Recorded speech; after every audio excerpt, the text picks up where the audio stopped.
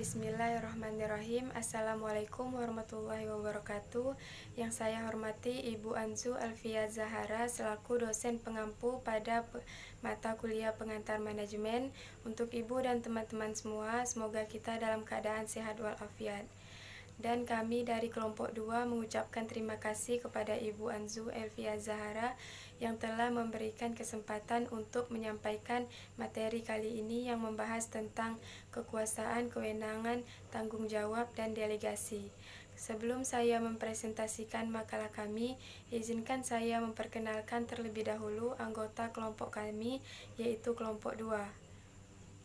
Debbie Febriani dengan NIM 504200056, Muhammad Amar Ayasi 504200032, Muhammad Azmi 504200098, Ratini 504200048, dan saya sendiri Syarifah Munawarah dengan NIM 504200040. Baiklah, langsung saja ke materi kami. Pertama adalah kekuasaan atau power. Kekuasaan atau power berarti suatu kemampuan untuk mempengaruhi orang atau mengubah orang atau situasi. Jika perubahan tersebut ke arah yang baik, tentu power tersebut memberikan konotasi yang positif, bahkan sangat diperlukan. Kekuasaan yang benar-benar muncul dari logis yang muncul dari setiap organisasi yang di dalamnya ada pimpinan dan bawahan, atau manajemen puncak dan manajemen tingkat bawah. Karena organisasi merupakan kumpulan orang-orang atau suatu tujuan, maka organisasi-organisasi untuk mengubah situasi melalui orang-orang agar perubahan terjadi. Untuk itu diperlukan kekuasaan. Faktor-faktor yang mendasari kekuasaan. Pertama adalah reward power, kekuasaan untuk memberikan penghargaan terhadap orang-orang yang berada di bawahnya.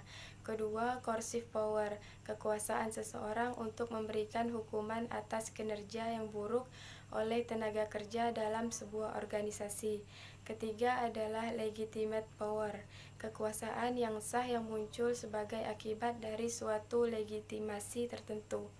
Misal seseorang yang diangkat sebagai pemimpin. Keempat adalah expert power, kekuasaan berdasarkan keahlian atau kepakaran yang dimiliki seseorang, misalnya dokter. Kelima adalah referent power, kekuasaan yang muncul akibat adanya karakteristik yang diharapkan oleh seseorang atau sekelompok orang terhadap seseorang yang dimiliki pengaruh terhadap seseorang atau sekelompok orang tersebut. Ketika rakyat menginginkan sosok pemimpin yang jujur, misalnya ketika ada sosok calon presiden yang dikenal sebagai seorang yang jujur, dengan sendirinya sang calon presiden tersebut memiliki apa yang dinamakan referent power tersebut, dikarenakan orang-orang tengah menginginkan karakteristik yang dimiliki oleh sang calon presiden tersebut, yaitu kejujuran. Kedua adalah kewenangan atau authority. Kewenangan atau authority pada dasarnya merupakan bentuk lain dari kekuasaan yang seringkali dipergunakan dalam sebuah organisasi.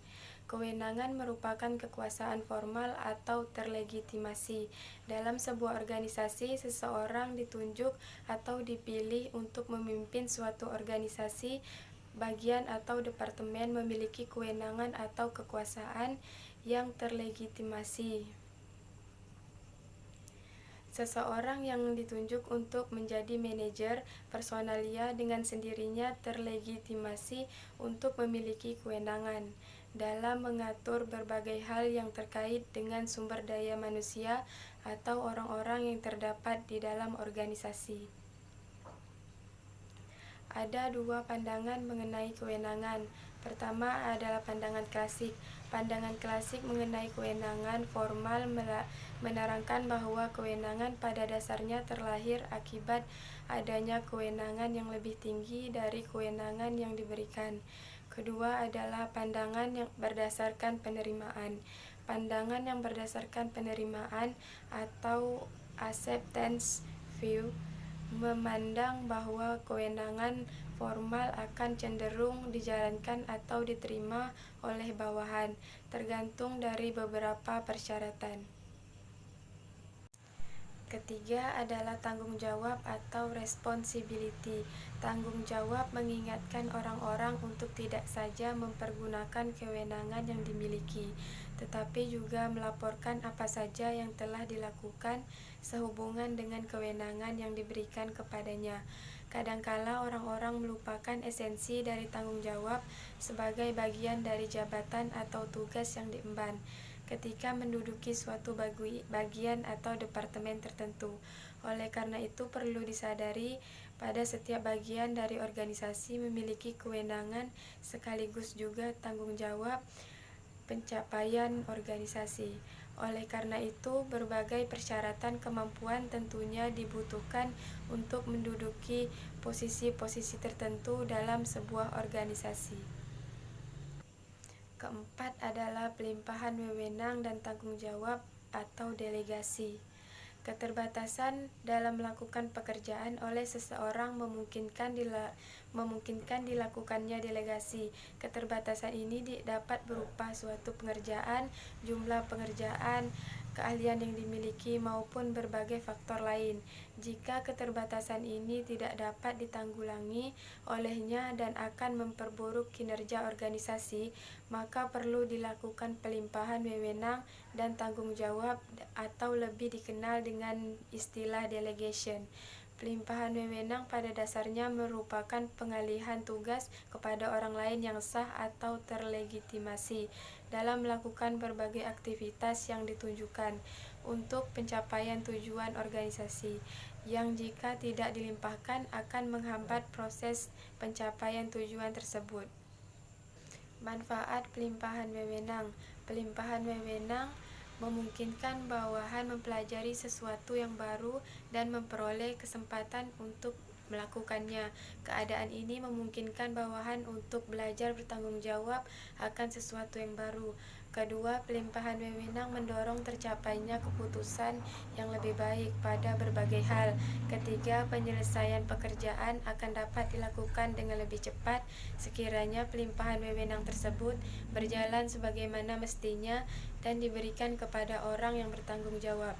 Kendala dalam pelimpahan wewenang adalah apabila staf yang menerima delegasi tidak memiliki kemampuan atau kapabilitas tugas yang didelegasikan padanya akan berdampak pada kurang bertanggung jawabnya atasan terhadap apa yang semestinya ia lakukan.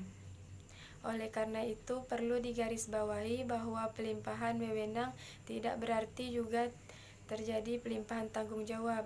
Pelimpahan wewenang bisa jadi hanya merupakan pelimpahan beberapa hal yang dapat dikerjakan oleh bawahan kita.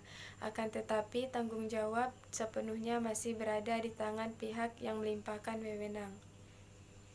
Kunci pokok agar pelimpahan wewenang atau delegasi efektif. Pertama, jika pihak yang diberi wewenang oleh manajer diberi kebebasan untuk menjalankan kebebasannya sendiri, karena setiap orang mempunyai kreativitasnya masing-masing. Kedua, adanya komunikasi yang terbuka antara manajer dan bawahan. Keterbukaan dalam berkomunikasi selain akan memberikan kejelasan akan keinginan kedua belah pihak, juga akan meminimalkan persepsi-persepsi yang keliru akan berbagai hal yang terkait dengan pekerjaan. Ketiga, kemampuan manajer dalam memahami tujuan organisasi, tuntutan dari setiap pekerjaan, dan kemampuan bawahan. Tindakan agar pelimpahan wewenang berjalan efektif. Pertama, penentuan hal-hal yang dapat didelegasikan. Kedua, penentuan orang yang layak menerima delegasi. Ketiga, penyediaan sumber daya yang dibutuhkan. Keempat, pelimpahan tugas yang akan diberikan. Kelima, intervensi pada saat diperlukan. Baiklah, hanya itu yang dapat saya sampaikan.